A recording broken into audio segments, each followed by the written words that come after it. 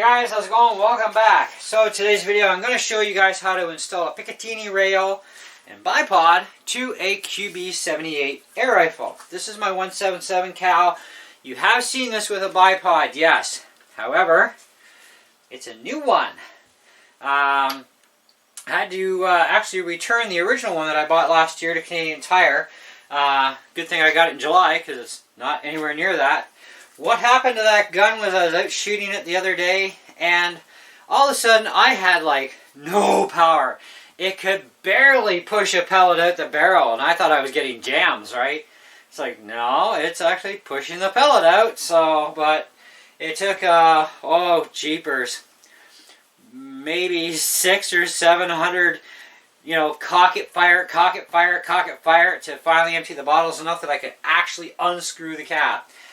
Turned out what happened was the piercing pin for the valve end of the bottle, which is where the problem was, went into the side of the tip of the CO2 bottle.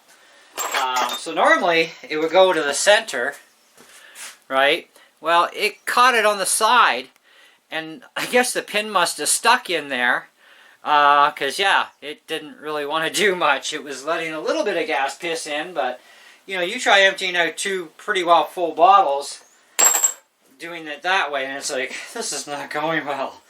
Because the other bottle ended up getting emptied much quicker, of course, but the other one was just slowly pissing it, and yeah, it took forever. So I took the gun back and I said, how does this work? And they said, well, it's 1 year exchange over the counter. Cool!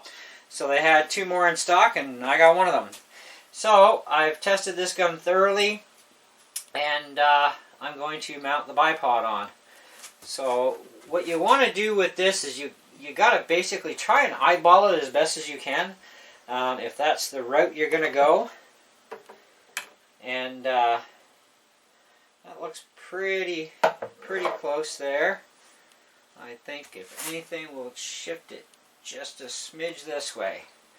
Now you're going to want to hold on with a fair amount of pressure for this part and get as centered as you can.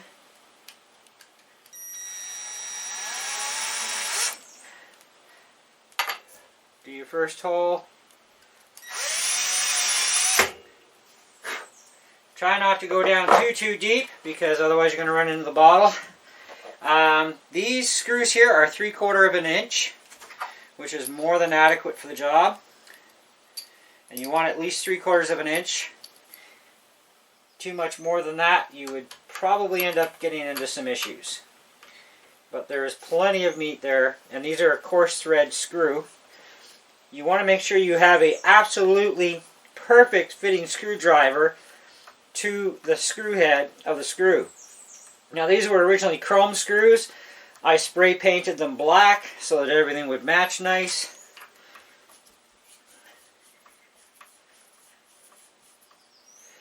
Now my other QB had a little bit of a longer rail on it. This time I decided to go with had a shorter one. This one's slightly longer. I wanted a little bit more length on this one because I have plans for a shorter one. And again, our sides are good.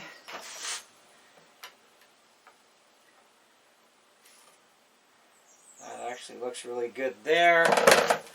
Just to double confirm stuff.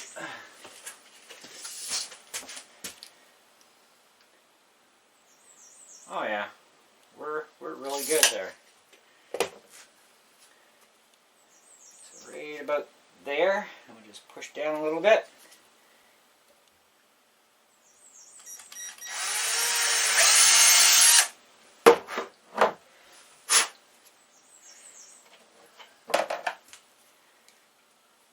Again, you don't want to go down too far with that drill bit. And a 3/32 seems to be a really good drill bit to start with. You always want to pre-drill your holes. This is very strong wood, yes, but not every gun stock is going to have the same wood to it either. And this is rather thick wood, so there's no hollow spots underneath it.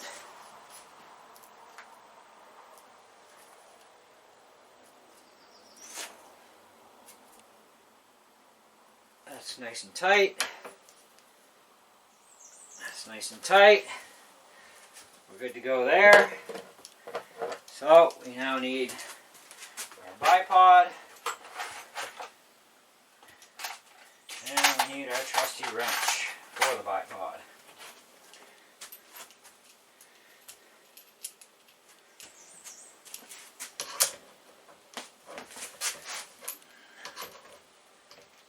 I'm thinking that's a good spot right there.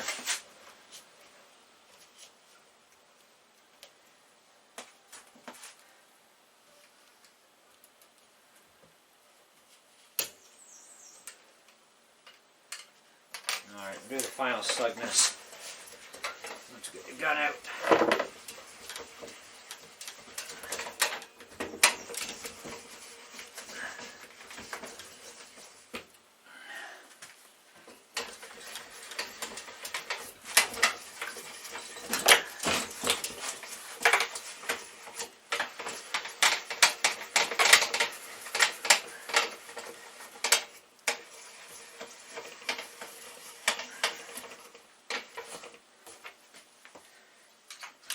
Leg down.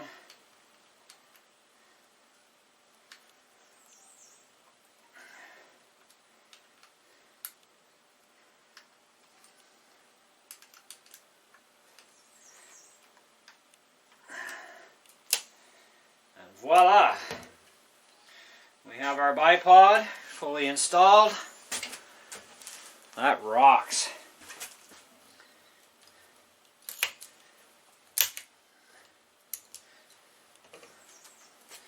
Pretty cool. That's alright. Works good.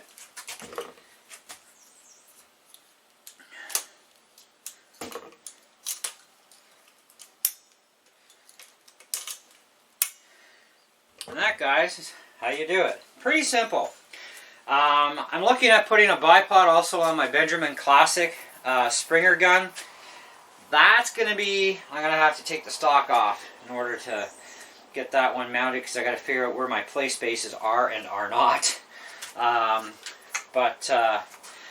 Anyways, you guys have obviously seen Crony testing on my channel with the other QB. So I figured, you know what, while we're in here, let's give this one a rip through the Crony and actually see what it does.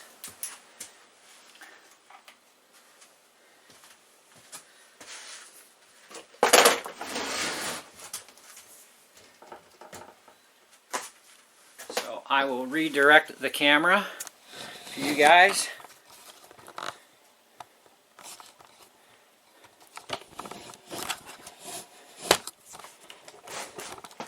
And we'll throw this one through the Crony and see what we get. I'm not going to do a super close-up on this. We don't need to. You should be hopefully able to see the numbers. Now, the last one we had a problem with hyper pellets too, but let's start with a Crossman pellet first. 495. And I've already fired a lot of shots to this gun. This .177 caliber QB in Canada, for the Canadian version, because that's what it is, it gets well over, well, I've shot off about an easy 250 rounds and still had more rounds to go. 489. So I've got those hyper pellets out here. So they call them. So let's start with the 5.5 grain ones. Now, if you remember the other Qb78 177, it actually did not increase velocity like it should have. You would have thought. But these pellets did work in my pistol. So let's start with the 5.5 grain wad cutter. 497. One more of those. So it's got to be something in the skirt on this thing for the rifle. 479. See, we should be blowing easy 500s. And then some. So let's try the other Prometheus pellets. They claim to be 6.4 grain, which we have weighed these out on camera for you guys already. I'm going to say we're probably going to get the same results too.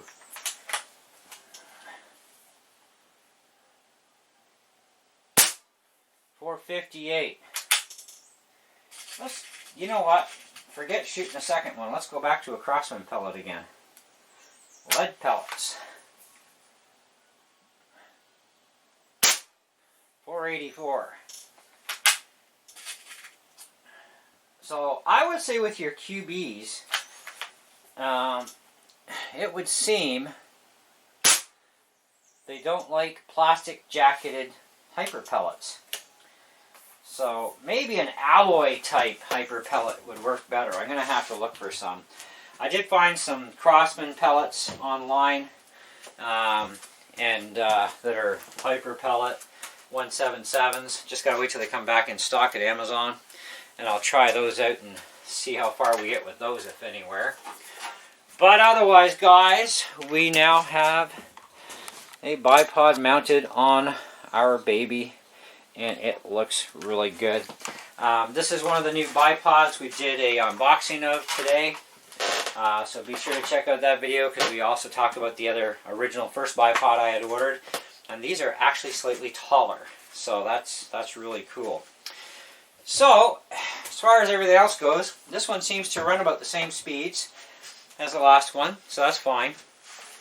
It is very accurate. I've had this thing shooting some targets, and it's pretty accurate. And I upgraded its scope to the Tasco 3x9 by, I think this is 3x9. Yeah, 3x9 by 40, and with some high-rise. I believe these are Simmons mounts, if I remember right. Because you can actually use these sights too to see through to your iron sights down below, which is kind of unique and neat. But anyway, that's it. That's what I got for you. Thanks for watching. Hope you enjoyed the video, and we'll be sure to catch you on the next one. See ya.